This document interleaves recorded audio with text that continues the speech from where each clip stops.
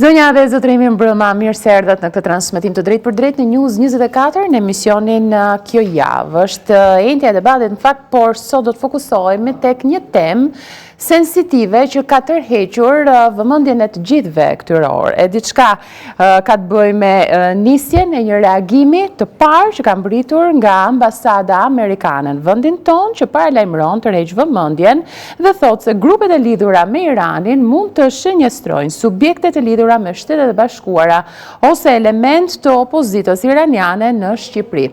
Ata gjithashtu mund synojnë vende të zakonshme të tilla si vende turistike, qendra tregtare, hotele, klube dhe restorante. Ne inkurajojmë qytetarët amerikanë të ushtrojnë vigjilencë të shtuar. Kjo çka është publikuar nga ambasada e Shteteve të Bashkuara në vendin tonë si një reagim i parë. Nuk përmendet në fakt ndonjë reagim specifik u drejtohet qytetarëve apo shtetasve amerikanë, por që gjithsesi efekti është publik. Pra, nuk kemi detaje, por diçka mund të ndodhë në hamendësim. Pra, duket më tepër si një tërheqje vëmendje. Gjithsesi, News 24, emisioni Kjo javë është drejtuar për një tjetër sqarim më specifik ambasadës Shteteve të Bashkuara në vendin tonë dhe na mbrin një reagim që mund t'i atribuohet një zyrtarit të ambasadës, siç vetë ambasada sqaron. Në formë ekskluzive e lexoj si më poshtë. Administrata Trump nuk ka përparësi më të lartë se siguria dhe mbrojtja e amerikanëve. Ne po bashkëpunojmë ngushtë me autoritetet shqiptare për të vlerësuar situatën dhe për të zbutur rreziqet e sigurisë. Ambasada e Shteteve të Bashkuara vlerëson bashkëpunimin e saj të ngushtë në çështjet e sigurisë me qeverinë e Shqipërisë, e cila ka shfaqur një angazhim të vazhdueshëm për të garantuar sigurinë e qytetarëve amerikanë dhe të gjithë banorëve të Shqipërisë. Ne do të ofrojmë më shumë informacion sa po të jetë i disponueshëm. Është ky reagimi ekskluziv për emisionin Kjo javë në News 24. Dita e sotme ka patur seancë plenare në Kuvendin e Shqipërisë. Mes debate shumëta është diskutuar në fakt edhe kjo temë dhe unë do doja të ndiqni përmes një inserti, një ekstrakt asaj se çfarë është thënë pas me njëherë në studio për t'ju prezantuar dhe me panelin e nderuar.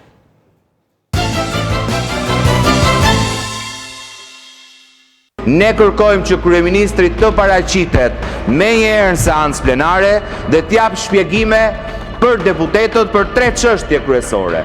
Pse e cilësoi hamendësim paralajmërimin e Shteteve Bashkuara të Amerikës për synimet me vullnet të keq të Iranit në raport me Shqipërinë? A ka koordinim mes partnerëve ndërkombëtar për çështjen dhe çfarë informacionesh ka shkëmbyer qeveria shqiptare me qeverinë e Shtetit Bashkuara të Amerikës? Çfarë masash parandaluese janë marrë dhe cilat janë strukturat e angazhuara në këtë çështye? Dashur motra e vëllezër shqiptar, Shqipëria aleate e Shtetit Bashkuara të Amerikës, vend antar i NATO-s, nuk ka sot asnjë informacion zyrtar për të qenë target i këtyre sulmeve. Unë i kërkoj Presidentit të Republikës që të thras urgjentisht Këshillin e Sigurisë Kombëtare për të analizuar një situatë e cila nuk mund të kapërcehet thjesht me deklarime këtu në kuvend, as me politizimin e kësaj çështje. I kam kërkuar strukturave të policisë, konkretisht strukturave të antiterrorit, strukturave të Departamentit të Sigurisë Publike dhe Policisë Kriminale të jenë në komunikim me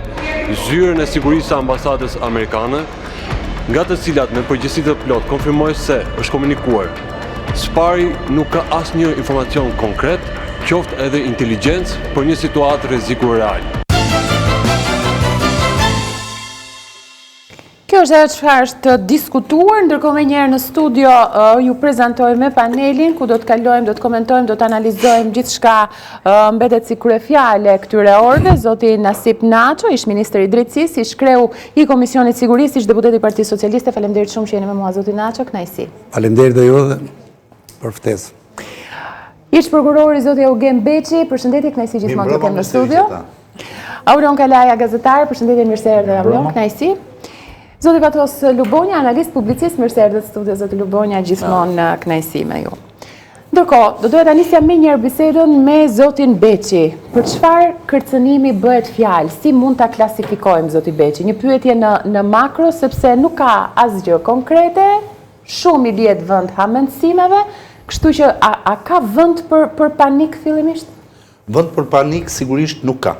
Vend për panik nuk ka dhe për një arsye të thjeshtë, që backgroundi i veprimtarisë së organeve ligjzbatuese shqiptare, kryesisht Drejtorisë Antiterrorit dhe Prokurorisë në përgjithësi, ka treguar që dhe kur ka patur informacione konkrete në Republikën e Shqipërisë në 2017, 2018, 2019, për sulme të mundshme, sulme konkrete të realizuar nga forcat Quds, Garda Revolucionare dhe vetë shteti i Iranit, si sponsorizuesi kryesor, me sukses janë arritur të parandalohen këto sulme të mundshme terroriste. Por, a ka vend për vigjilencë të shtuar? Sigurisht që ka.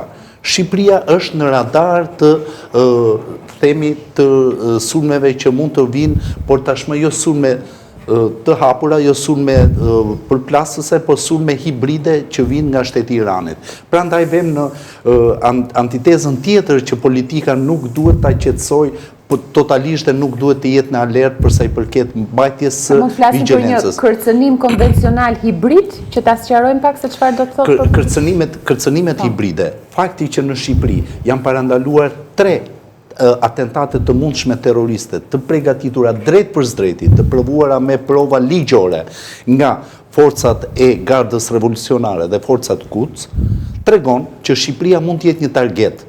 Dhe targeti nuk mund të jetë, po themi, si një luftë konvencionale, por është një luftë hibride. Dhe luftën hibride është provuar se kanë tentuar qeliza të lidhura ngushtësisht me Gardën Revolucionare, që është pjesë e luftës kundër terrorit, e para. E dyta, fakti që në Shqipëri ka patër sulme kibernetike të ardhura por nga njëti burim, që është Irani. Fakti që Republika e Shqipërisë, përveç këtyre hetimeve konkrete që ka patur, ka ndërprerë marrëdhënie diplomatike. Në kohën që ne kemi filluar çështjen penale me Drejtorinë Antiterrorit, u shpallën grata zvëns ambasadori, më pas u ndërprerën fare marrëdhënie diplomatike duke hequr ambasadori, tregon në disa pika që kemi një rrezik i cili duhet na bëjë të jemi vigjilent për këto arsye, sepse kemi patur tentativë për akte terroriste dhe kjo tentativë e parë për akte terroriste në vitin 2018 ka qenë pikërisht ashtu siç thot ambasada amerikane. Ka qenë kryesisht në vende ku mund të organizoheshin festa fetare, ka qenë kryesisht në vende ku mund kishte qendra tregtare, ku kishte popullsi, dhe sigurisht që targeti kryesor që është opozita e Iranit, që është ajo që njihet kampi i Mekut. Po, e qartë, do të ndalem dhe aty po. Pra, nuk kemi një rrezik ushtarak klasik që ta zgjatsojmë me popullsinë. Kjo pjesa e targetit ka të bëjë me objektiv real apo pjesë? Ne kemi të provuar që objektivi real ka qenë opozita, Meku. Po, pra. Është e provuar. Dhe për këtë arsye ne kemi hyrë në një konflikt të drejtë për drejtë me Iranin, sepse Shqipëria është strehuesja kryesore e opozitës së Iranit, që është Meku. Dhe për këtë arsye që nga ai vit ne jemi bërë target i mundshëm për akte terroriste. Kemi marrë kosto apo jo? Patjetër që kemi marrë kosto dhe i kemi përballuar këto. Thashë janë parandaluar akte terroriste fizike, nuk është bërë mundur të parandalohen akte terroriste të sulmeve kibernetike, dhe të gjitha këto të çojnë një analizë që rreziku nuk është ushtarak klasik, por është një rrezik për sulme kibernetike, kemi rrezik për dizinformim, kemi rrezik për aktorë të tretë të cilët mund veprojnë në bazë të tyre qelizave për të realizuar akte të veçuara terroriste.